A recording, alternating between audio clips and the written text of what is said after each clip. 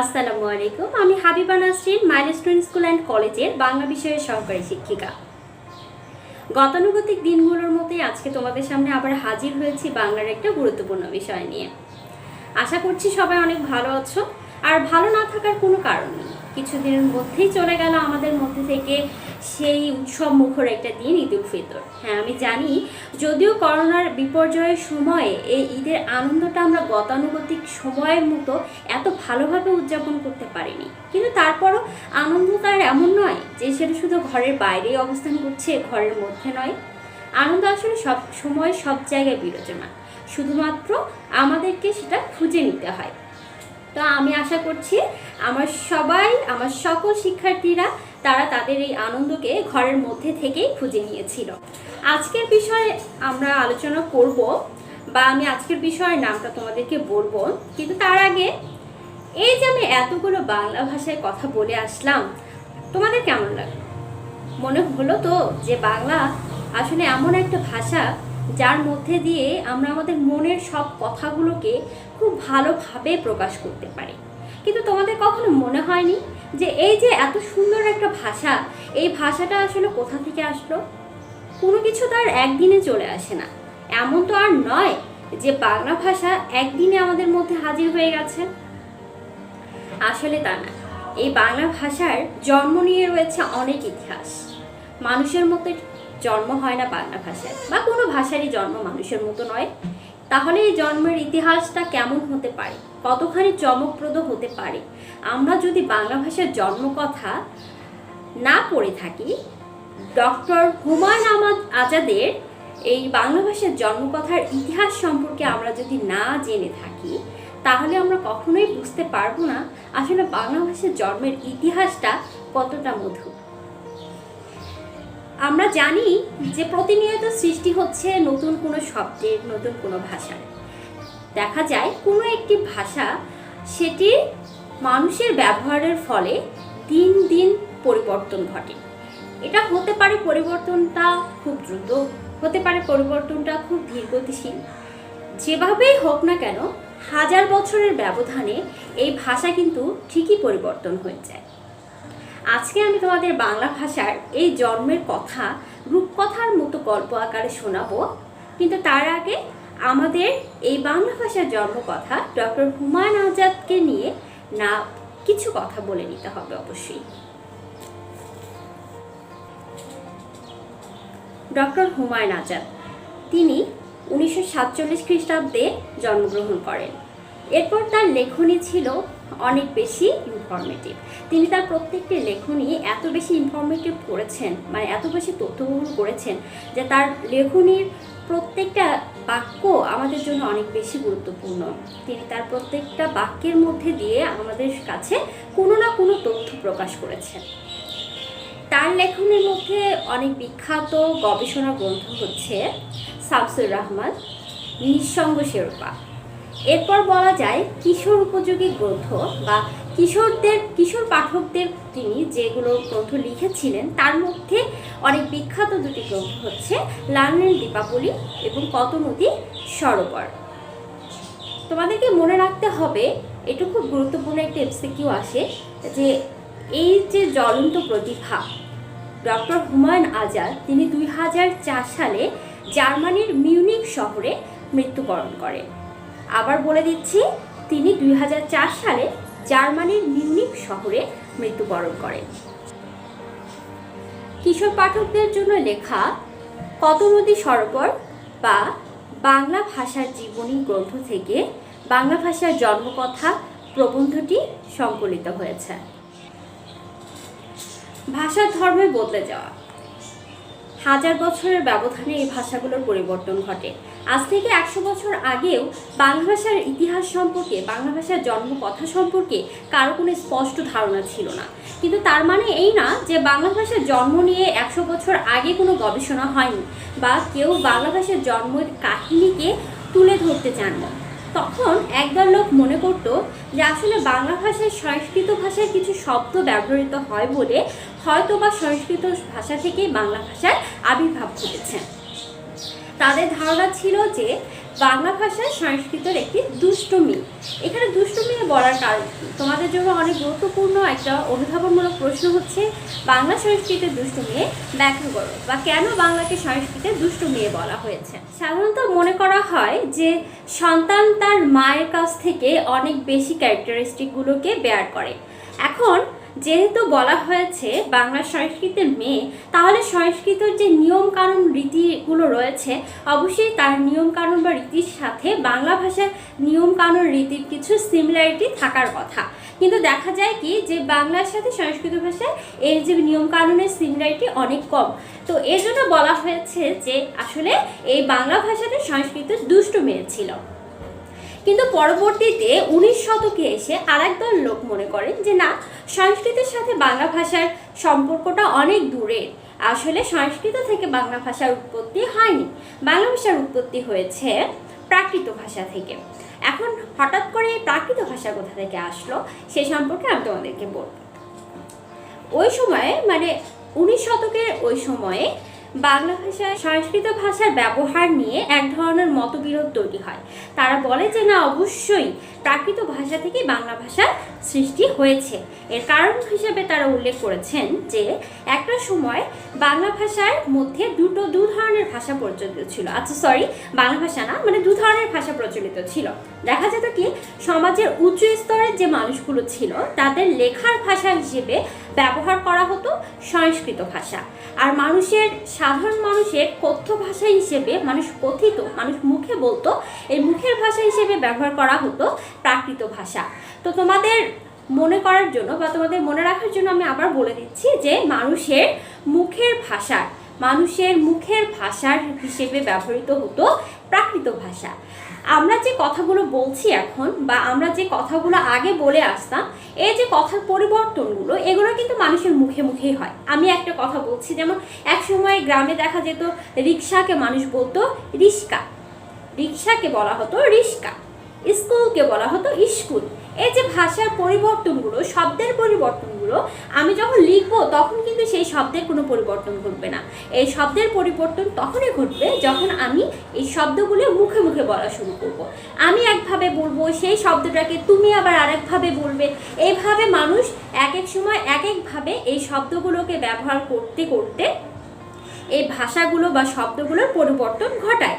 তাহলে যেহেতু সংস্কৃত ভাষাকে মানুষ মুখে ব্যবহার করতো না, মানে মানুষের কথার ভাষা হিসেবে, মুখের ভাষা হিসেবে সংস্কৃত ভাষা ব্যবহৃত হতো না, শুধুমাত্র লেখার ভাষা হিসেবে সংস্কৃত ভাষা ব্যবহৃত হতো। সো এই বাংলা ভাষার জন্ম সংস্কৃত থেকে হওয়া সম্ভব নয়। প্রাকৃত ভাষা ছিল মানুষের মুখের ভাষা। এই প্রাকৃত ভাষা মানুষ মুখে বলতে বলতে একসময় পরিবর্তন হয়ে হাজার বছরের পরিবর্তনের ধারায় তৈরি হলো নতুন করে এই বাংলা ভাষার। এখন আসা যাক আবার নতুন করে আবার নতুন করে এই প্রাকৃত ভাষা থেকে যে বাংলা ভাষার জন্ম হলো, এটা নিয়ে আরেক ধরনের মতবিরোধ তৈরি হলো। মানে দেখা গেল কি যে প্রাকৃত ভাষার মধ্যেও রয়েছে আরও অনেক বেশি ক্লাসিফিকেশন, মানে অনেক ধরনের প্রাকৃত ভাষা রয়েছে। তাহলে প্রাকৃত ভাষার এই শ্রেণী বিভাগের কোন শ্রেণী বিভাগটা থেকে বা কোন শ্রেণীটা থেকে বাংলা ভাষা তৈরি হলো, এটা নিয়েও মানুষের মধ্যে অনেক ধরনের কনফিউশন তৈরি হয়ে গেল। তো এ সম্পর্কে স্পষ্ট একটা ধারণা দিলেন জর্জ আব্রাহাম গ্রিয়ারসন। তিনি বললেন যে আসলে প্রাকৃত ভাষার একটা ভাষা বা একটা শ্রেণী হচ্ছে মাগধী প্রাকৃত। এই মাগধী প্রাকৃত ভাষা থেকেই, মানে এই মাগধী প্রাকৃতর একটা পূর্বাঞ্চলীয় রূপ থেকে বাংলা ভাষার জন্ম হয়েছে। এর পরবর্তীতে শুধু জর্জ আব্রাহাম গ্রিয়ারসন না, মানে বিভিন্ন ভাষাবিদ আসলে এই বাংলা ভাষার জন্ম নিয়ে এত বেশি গবেষণা করেছেন যে এক এক সময় এক এক ভাষাবিদ এক একভাবে এই বাংলা ভাষার জন্ম সম্পর্কে নতুন নতুন তথ্য আমাদেরকে দিয়েছেন, আরও নতুন করে স্পষ্ট ধারণা আমাদেরকে দিয়েছেন। তো এরপর দেখা গেল কি বাংলা ভাষার বা বিকাশের ইতিহাস নিয়ে অনেক বেশি গবেষণার পর ডক্টর সুনীতি কুমার চট্টোপাধ্যায় তিনি আমাদেরকে স্পষ্টভাবে বাংলার ইতিহাস সম্পর্কে ব্যাখ্যা করেন। তো তার মতে বাংলা ভাষার যে জন্ম, হ্যাঁ তিনিও বলেন যে বাংলা ভাষা প্রাকৃত ভাষা থেকেই জন্ম, কিন্তু এই জন্মের পিছনে রয়েছে আরও নতুন কিছু ইতিহাস, আরও নতুন কিছু চমকপ্রদ ঘটনা। তো সে সম্পর্কে আলোচনা করতে গেলে আমাদেরকে পিছিয়ে যেতে হবে আরও হাজার বছর আগে। মানে আসলে আমি শুরুতে বলেছিলাম যে এই ভাষার জন্মগুলো একদিনে হয় না, একদিনে সম্ভব না। হাজার বছরের ব্যবধানে একটা নতুন ভাষার তৈরি হয়। তো এই হাজার বছরের গল্প নিয়ে ডক্টর সুনীতিকুমার চট্টোপাধ্যায় আমাদের সামনে এসেছেন নানাভাবে। তার নানা লেখনীর মধ্য দিয়ে আমরা এ সম্পর্কে স্পষ্ট ধারণা পেয়েছি। ইউরোপ এবং এশিয়ার বিভিন্ন ভাষার মধ্যে একসময় অনেক বেশি মিল পাওয়া যায় বা যেত বা এখনও মিল পাওয়া যায়। তো ইউরোপ এবং এশিয়ার এই ভাষাগুলোর মধ্যে যে মিল পাওয়া গেল, এগুলোকে একটি ভাষা বংশের আওতায় ফেলানো হয়। ভাষাতাত্ত্বিকরা এই ভাষাগুলোকে একটি ভাষা বংশের আওতায় ফেলে এবং এর নাম দেওয়া হয় ইন্দো ইউরোপীয় ভাষা বংশ। এই ইন্দো ইউরোপীয় ভাষা বংশের মধ্যেও রয়েছে অনেক ভাষা শাখা। তো এই অনেকগুলো ভাষা শাখার মধ্যে একটি শাখা হচ্ছে ভারতীয় আর্য ভাষা। এই ভারতীয় আর্য ভাষাগুলোর আবার প্রাচীন রূপকে বলা হয় প্রাচীন ভারতীয় আর্য ভাষা। এই প্রাচীন ভারতীয় আর্য ভাষাগুলোর আবার ব্যবহার বিধি বা আমরা ব্যবহার দেখেছি যে ঋগ্বেদের মন্ত্রগুলোর মধ্যে এর প্রচলন পাওয়া যায়, এর ব্যবহার পাওয়া যায়। তো এই ঋগ্বেদের মন্ত্রগুলোকে পবিত্র বিবেচনা করে এর অনুসারীগণ এই মন্ত্রগুলোকে মুখস্থ করে রাখত, তারা মুখস্থ করে রাখে। তো ধারণা করা হচ্ছে প্রাচীন ভারতীয় আর্য ভাষায় লিখিত এসব ঋগ্বেদের মন্ত্রগুলো অনেক পুরনো। বলা হয় যে যীশুখ্রিস্টের জন্মেরও প্রায় 1000 বছর আগে, মানে 1000 খ্রিস্টপূর্বাব্দে এসব ঋগ্বেদের মন্ত্রগুলো লিখিত হয়েছিল। তাহলে আমি এতক্ষণ যে এই যে প্রাচীন ভারতীয় আর্য ভাষার কাহিনীটুকু বললাম, এই প্রাচীন ভারতীয় আর্য ভাষার কাহিনীটুকু কতখানি প্রাচীন আমাদের ধারণা করা যাচ্ছে অবশ্যই। তাহলে এই 1000 বছর আগের ঘটনা এটা নয়, এটা অনেক বছর আগের ঘটনা, মানে হাজার হাজার বছর আগের ঘটনা। মানে যখন যীশুখ্রিস্ট জন্ম হয়নি তারও 1000 বছর আগে, তার জন্মেরও 1000 বছর আগে এই ভাষায় এই ঋগ্বেদের মন্ত্রগুলো তৈরি হয়েছিল বা লিখিত হয়েছিল। এই মন্ত্রগুলো অনুসারীরা মুখে মুখে বলে আসতো। তো দেখা গেল এই যে বেদের মন্ত্রগুলো, এই যে ভাষাটা ব্যবহৃত হয়েছিল, এই ভাষাটা একসময় নাম ধারণ করে বৈদিক ভাষা। এই বৈদিক ভাষা মানুষ মুখে মুখে ব্যবহার করতে করতে একসময় এত বেশি জটিল, এত বেশি কঠিন হয়ে গেল, মানে মানুষের বোধগম্য আর থাকলো না। তখন এই ভাষার পরিবর্তন সাধনের ফলে ব্যাকরণবিদরা তারা আরও কিছু নিয়ম কানুন যুক্ত করে এক ধরনের নতুন এবং মানসম্পন্ন ভাষা তৈরি করে। এই ভাষার নাম দেওয়া হয় সংস্কৃত ভাষা। এই ঘটনাটি বলছি যীশুখ্রিস্টের জন্মের 400 বছর আগের কথা।